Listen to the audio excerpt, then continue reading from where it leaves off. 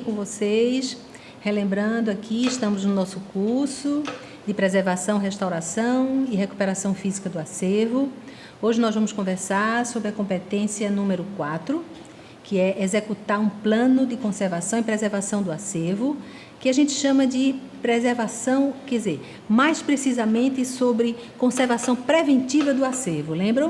Nós, na primeira competência, falamos sobre como conhecer um plano de preservação do acervo, não é?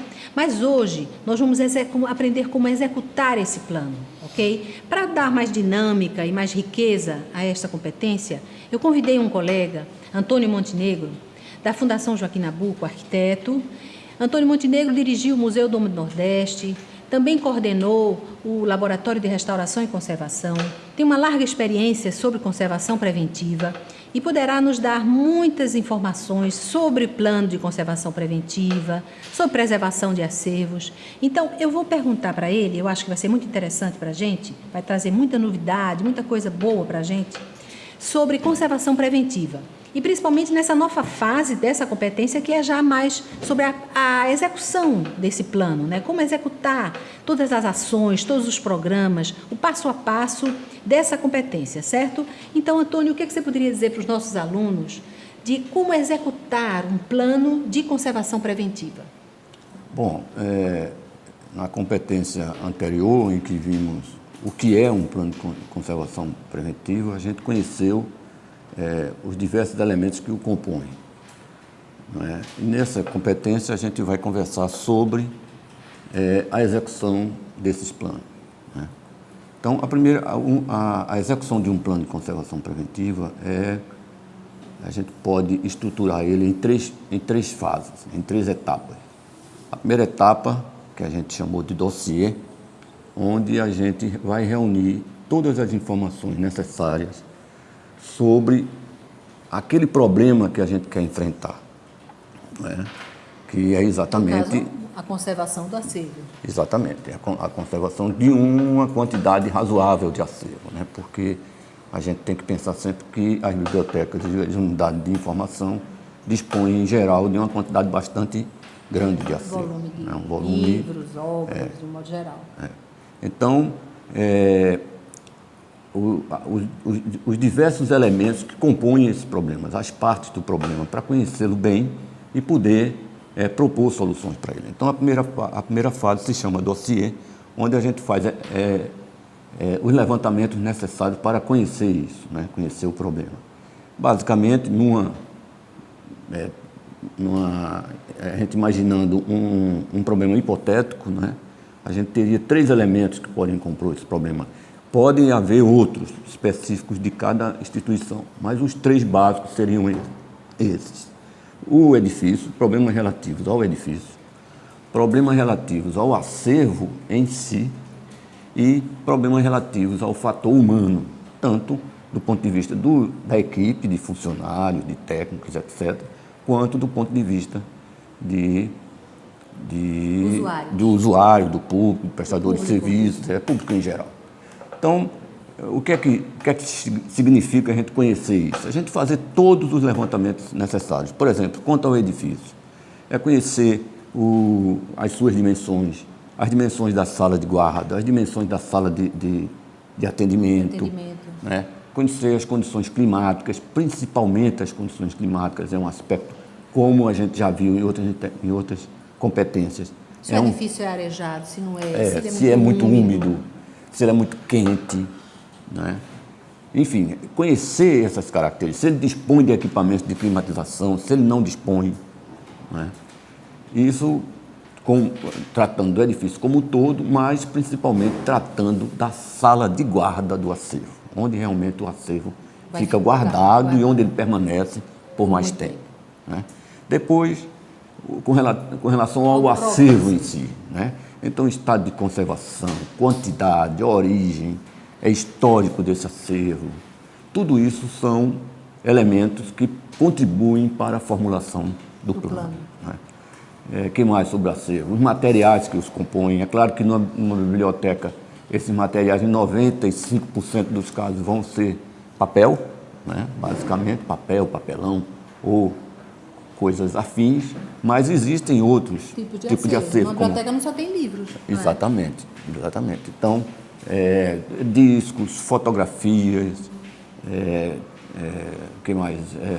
Objetos. CDs, às vezes tem fita cassete, VHS, objetos. Tem tanta coisa que estão guardadas. As bibliotecas, principalmente as bibliotecas que não estão nos grandes centros, ou seja, que não participam de uma rede, tem. Eu acredito, tudo. Né? Essas bibliotecas, principalmente bibliotecas municipais, né, pequenas bibliotecas do interior, terminam por ser um lugar que incorporam outro tipo de acervo. Então, de acervo. Conhecer esse acervo profundamente, quantificá-lo e dimensioná-lo e qualificá-lo seria o objeto desse segundo momento. O terceiro momento é conhecer a equipe, por um lado, né? Conhecer o público que participa daquela unidade. Tanto o público que trabalha no acervo, como aquele que usa o acervo. Que usa o acervo, né? Quantos são, do ponto de vista da equipe, a qualificação da equipe, quais são os tipos de técnico que tem, se tem bibliotecário, se tem um conservador, se estão capacitados, se não estão, se estão capacitados, mas precisam ser atualizados nessa capacitação. Então, com esses três conjuntos de informação sobre o edifício, o acervo e o que a gente chama de fator humano, a gente compõe o que é denominado de dossiê.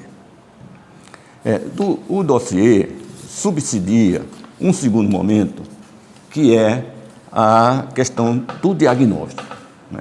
A gente, com essas informações, vai poder compor um diagnóstico sobre o edifício, um diagnóstico sobre o acervo e um diagnóstico sobre o fator humano. Você já viu que a gente já está... A gente está na composição do plano. Nós estamos em pleno plano. O plano já acontece. Embora ele ainda, nesse momento, não apresente resultados práticos, mas ele já está em andamento. Ele está em andamento. Porque você passou a conhecer melhor as condições, o contexto em que o seu acervo se encontra, né? E não só conhecê-lo, mas qualificar esse contexto, né? Então, você saber, não... os problemas. Exatamente. Então, é difícil ter um problema de infiltração, você tem que saber por quê, né? Se é uma canalização que está, enfim, degradada, furada e provocando problema de infiltração na área de acervo, se é a coberta, se é uma esquadria, né? Se próximo do seu edifício tem uma fábrica que polui, ou tem um posto de gasolina, que é um ponto de risco. Né? Então, tudo isso são elementos que se fazem compor a segunda parte, que é o diagnóstico. Né? O diagnóstico que é? A gente pode até fazer uma analogia com o diagnóstico quando nós vamos a um médico, né? Um médico nos faz uma série de perguntas, né? Onde ele reúne as informações, é o dossiê, depois ele analisa essas perguntas e compõe o diagnóstico, né? E o terceiro momento, se a gente continuar com a analogia, a gente vai propor as soluções. É o que, no caso do plano de conservação preventiva, o que materializa o plano é uma série de programas que vão exatamente enfrentar esses problemas que a gente diagnosticou, né? E fazer com que as soluções sejam... de fato, implantadas. Então, a gente cria programas para a conservação do edifício, a gente cria programas para a capacitação de pessoal, a gente cria programas para prevenção e segurança, prevenção contra catástrofes, segurança contra roubo, contra vandalismo, um programa de gerenciamento de emergências, que é um objeto também de uma competência. Nós vamos tratar disso, uma das competências, né? Vamos tratar disso. Né? E, principalmente, um programa que esse é um fator muito importante, quando a gente fala de conservação, a gente nunca pode esquecer isso, um programa de monitoramento e controle ambiental. Né? O que é que vem a ser isso? Monitorar é você acompanhar dados, né? Você levantar dados e acompanhar dados. Isso é monitorar, né? Olhar, observar. Isso anotar. Registrar. Exato. Para isso a gente tem equipamentos que nos dão esses números.